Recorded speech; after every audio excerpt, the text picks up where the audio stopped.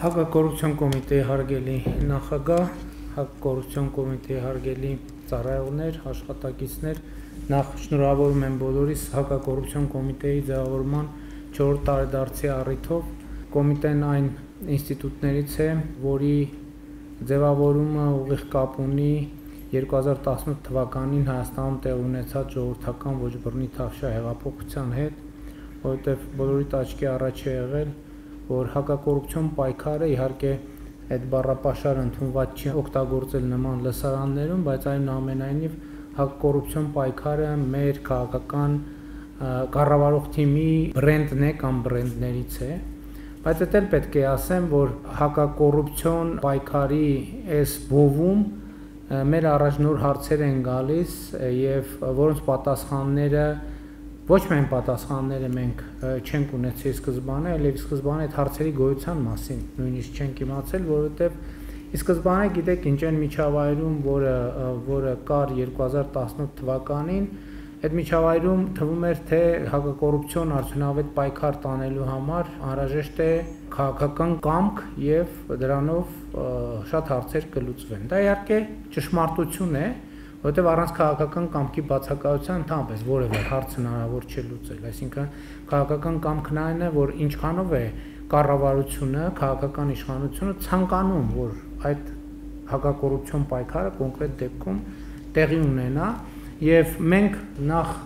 եկանք այն եզրակացության, որ քաղաքական կամքը արտահայտող կոնկրետ կառույց պետք է լինի եւ այդպես էր, որ նաեւ հանգեցինք, որ հակակոռուպցիոն կոմիտեն պետքա ձևավորվի, բայց այս հիմա 4-րդ ձևավորման 4-րդ տարին է, իսկ ես խոսում եմ 2018 թվականից անցել է 7 տարի, այսինքն 3 տարի այնուամենայնիվ ժամանակը վերցնում է եւ այդ ընթացքում նաեւ իհարկե դա չի նշանակում, որ միջև հակակոռուպցիոն կոմիտեի ձևավորումը քաղաքական կամքը կանգի վրա կամ պաուզայի վրա էր դրված, բայց այնուամենայնիվ ժամանակը գնում է եւ բայց ժամանակի ընթացքում եւ հակակոռուպցիոն կոմիտեի ձևավորումից առաջ էլ հետո էլ այնուամենայնիվ քաղաքական հայտարարություն, որոնք հնչում են պաշտոնական ամբիոններից եւ այլն եւ այդպես շարունակ, երբեք էլ ոչ միտեղ չի լինում, որ իշխանությունն ասի, գիտեք, ինչ մենք չենք, հա, դե ասում ենք, բայց չենք պայքարում կոռուպցիայի դեմ։ Եվ երբ որ այս խզումը չկա, այնուամենայնիվ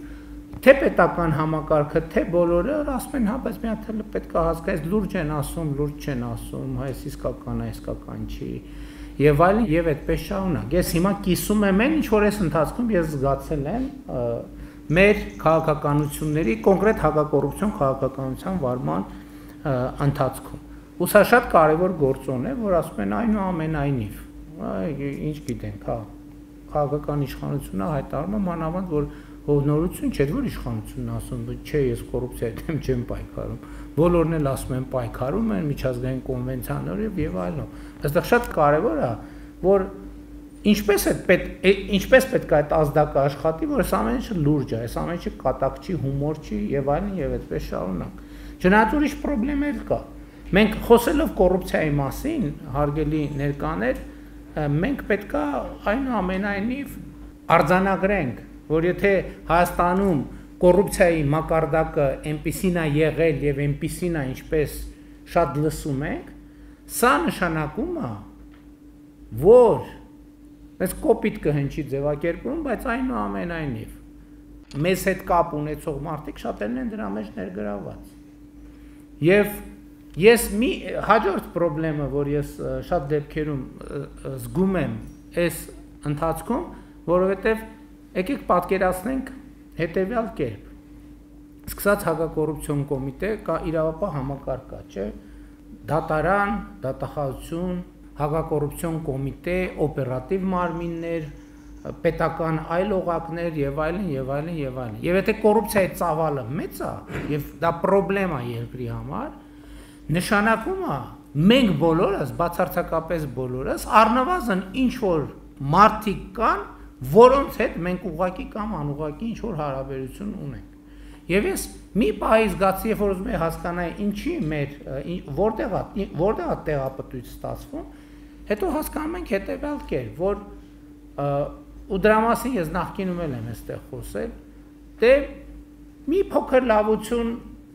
էս մեր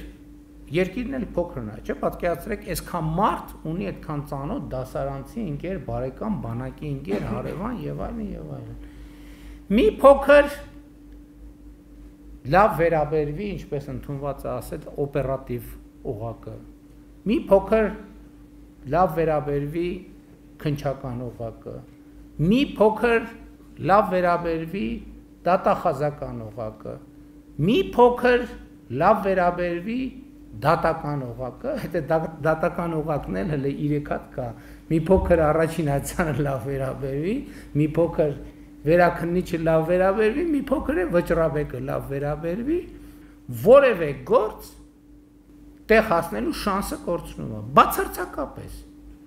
Եվ եթե մենք վերլուծենք, կտեսնենք հա գնում հաղորդագրություն, ինչքան ասես հաղորդագրություն, այդ ամբիոնից անդադ հնչում է, որ հարուցեցինք, էս արինք, բայց լավ վերջը ինչ առնում, ժողովուրդ ջան, ինչ առնում այդ վերջը։ Ու հետո հասկանում ես, որ վերջ չի լինելու։ Ասենք որ թողես տենց եւս 15 տարի հաղորդագրություններ կլինի այդ նույն գործի մասին, թե ինչպես մենք հասանք հերթական վճռական հանգրվանին։ Այս միջավայրում հնարավոր չի, կոռուպցիայի դեմ հնարավոր չի պայքարել։ Լավ վերաբերվելու, վատ վերաբերվելու սահմանը ես ուրիշ տեղ եմ տեսնում։ Ես տեսնում եմ ֆորմալ վերաբերմունքը փոխարինել բովանդակային վերաբերմունք, որովհետև այդպիսի դեպքեր են լինում, ես ինչքան հասկանում եմ, որ շատ ֆորմալիստական վերաբերմունքը կարող է նաև որոշակի ոչ ճիշտ տեղեր տանի։ Այսինքն մենք բովանդակության մեջ հարցին պետք է անդրադառնանք։ Ես ուզում եմ մեր ուշադրությունը հրավիրենք, որ սրանք գործոններ են, որոնք որ նա այս ամեն օղակում տենց եսի ինչ առանձնապես բան տեղի չունեցել, էլի ամենտեղ մի հատ կես ստորակետ այն տեղում չդրվի, որևէ գործ, նույնիսկ ամենատենց ծանրակշիռ, ինքը երբեք չի կարող գնալ եւ դառնալ հանգել իր տրամաբանական ավարտին։ Հաջորդը, որի վրա ուզում եմ մեր ուշադրությունը հրավիրել, դա այսպես ասած տարածաշրջանի ռազմաքաղաքական իրավիճակի կապն է ընդհանրապես իրապահ մարմինների գործունեության եւ այդ թվում հակակոռուպցիոն պայքարի դեմ, որովհետեւ երբ որ անկայուն է իրավիճակը, երբ որ լարվածություններ կան, երբ որ էսկալացիաներ կան, կապ չունի ինչով ես զբաղված, միևնույնն է դու երկրի քաղաքացի ես եւ այդ ամեն մի լարվածությունը մեկը բոլորին իրանք այդ թվում քննիչը, դատախազը, դատավորը հնարավորություն չի ունենում կենտրոնանալ իր գործի վրա։ Եվ սա մի գործոն է, որը ես նույնպես զգացել եմ եւ դա ինչ որտեղ հասկանալի է։ Ասենք եթե ինչ որ գյուղի վրա կամ ինչ որ տեղեր լարվածության օջախներ կան եւ այլն լարվածություն, նույն մարդիկ են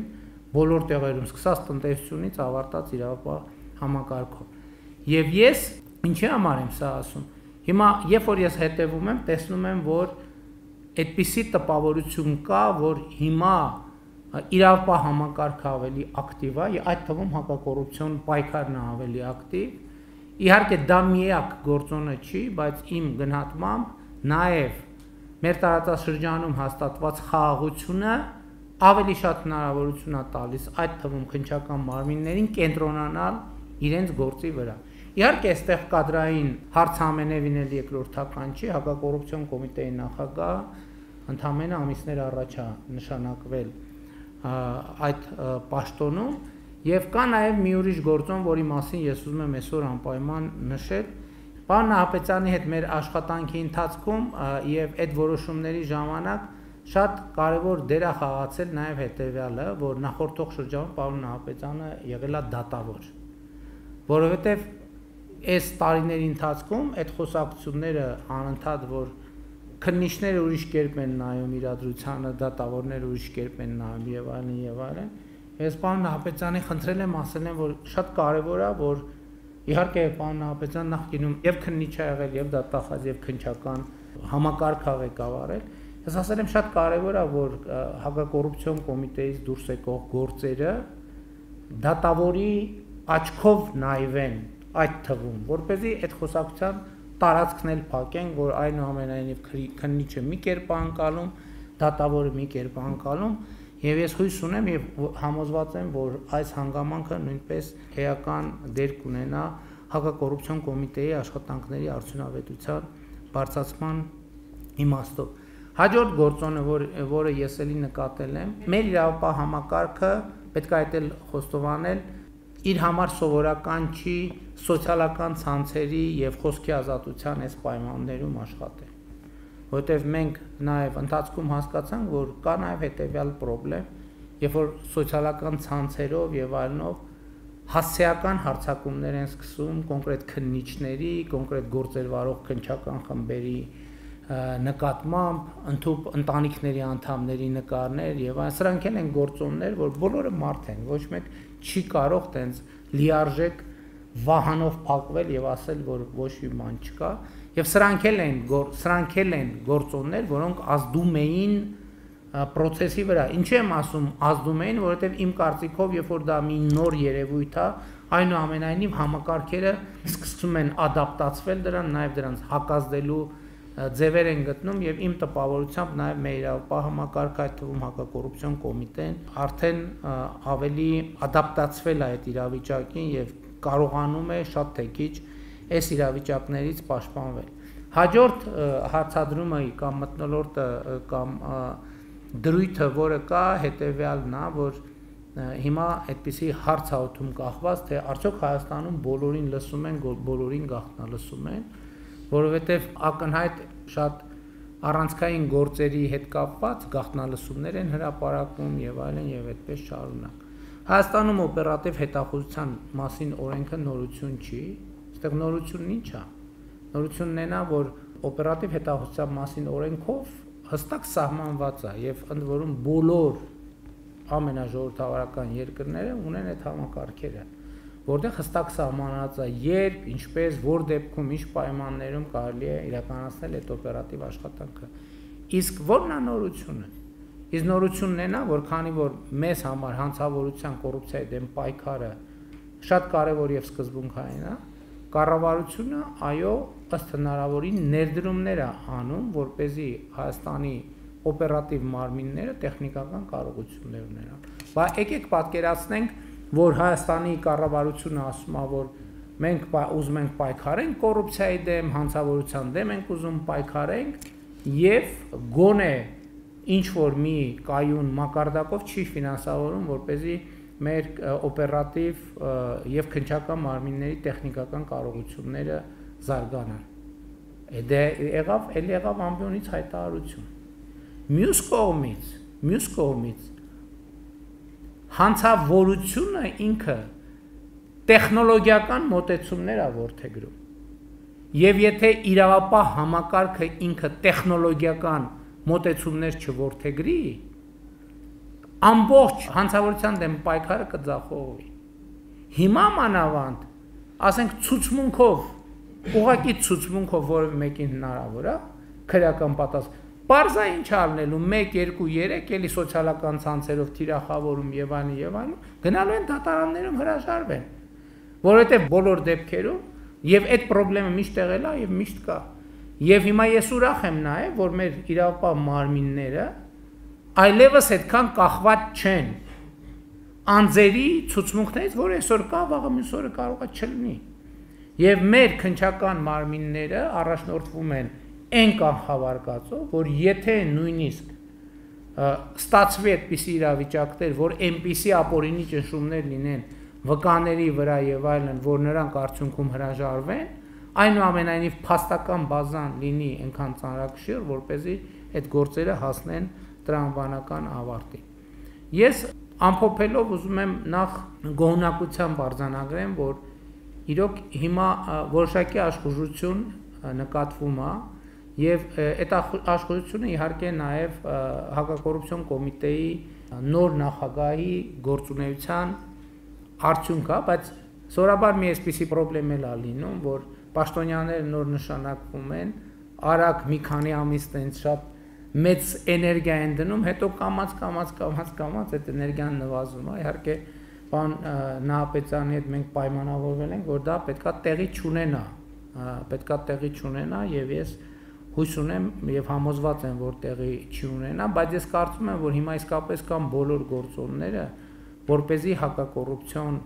մեր պայքարը դառնա ավելի արդյունավետ։ Շատ կարևոր է էլի արձանագրել, որ մեր քաղաքական կամքը չի նվազել եւ չի նվազելու։ Տեսեք, մի հատ ուրիշ հանգամանք էլ կա։ Հա, եւ այս տեխնիկական միջոցները ես շատ կարևոր եմ համարում կանխարգելման առումով։ Թող բոլորը իմանան, որ Հայաստանի հենց մեր խնդիրը չի, որ մարդիկ կոռուպցիայով զբաղվեն, հակակոռուպցիոն կոմիտեն գնա բռնի։ Մեր բացարձակ դա ամենատահաճ բանն է իրականում։